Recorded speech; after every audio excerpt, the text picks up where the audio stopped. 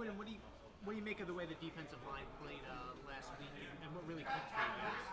I think we did good. I think we're not where we want to be. I think we still got a lot of growing, a lot of mistakes to cover up, a lot of things to do in the room that we want to get to the standard and play to the discipline that we want to play to and play to the dominance that we want to play to.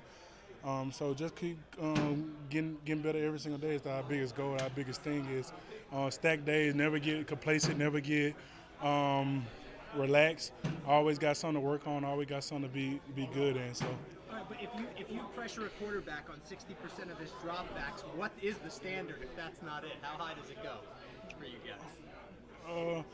The biggest thing, bro, is like we really don't focus on. Well, I don't really focus on the that aspect. Like I always say, man, I always focus on what can we get better at. What can we do to get more sacks? What can we do to get more takeaways, more sack fumbles? The different things you do to change games and dominate games is the biggest thing you got to do in this football game, because every single football player is dominant. Next time we play them, Tua might be playing, or Teddy Bridgewater might be playing, and different stuff like that. So this week we're going against Aaron Rodgers and a Hall of Fame quarterback like that. So just staying focused on the main goal is to get better every single day and to be consistent and dominate every single time and to make the big plays when they count. So It seems like it's been an emphasis on roughing the passer calls recently. How does that affect you as a defensive lineman? It affects all defensive players in general, especially the guys who rushing like the linebackers and stuff like that, man. You see they have an emphasis on roughing the passer now and trying to protect the quarterback and protect players in general and different stuff like that. So you got to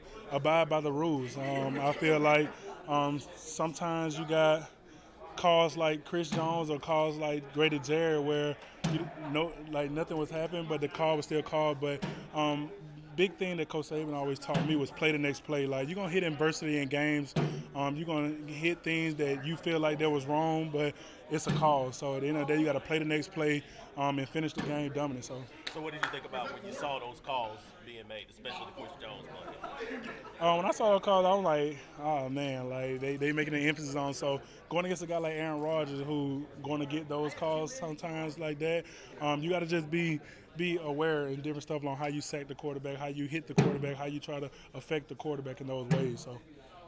Is that a teaching point this week, like a coaching point, especially because of Rodgers' stature? You know he's probably going to get those kind of calls. Not really a teacher point and coaching point, because the thing what Grady Jarrett did is like he did it perfect. Like with the thing that Chris Jones did, he did it perfect. So you can't really dwell and focus on something that's getting taken out of context, I guess. You got to really just focus on giving your best. And if you do get a call like that, just play the next play and just be dominant more. So. Can you talk about the specific challenges that Aaron Rodgers presents for you guys? Well, he's a Hall of Fame quarterback, man. Like he's Aaron Rodgers, so it's like there's nothing need to be said. Everybody in this group, everybody in this organization knows he got to be effective. Like you got to get out there him up front. You got to do the things in the back end. You can't beat yourself going against those great guys like him and Tom Brady and different people like that. You got to execute to a high level because he's been doing it for 18 plus years and different things like that. So going against guys like this, man, you got to execute to another high level. You got to be dominant to another high level. You got to turn up in a different way like than you've been doing good. You got to go to another level in every single aspect because guys like this can beat you single-handedly. So Were you, forgive me if I don't know the answer to this, but were you back and practicing in the joint practices last year against Green Bay? I was back, So and I is got there you. anything you could take away from the exposure to Rodgers in those joints?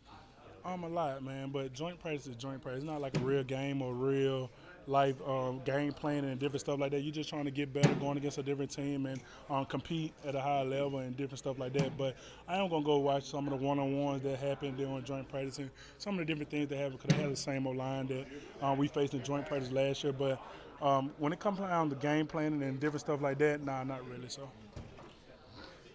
Those two running backs are pretty. they're great. Yeah, they definitely. How are they different in all the challenges they face? They're definitely a 1-2 punch.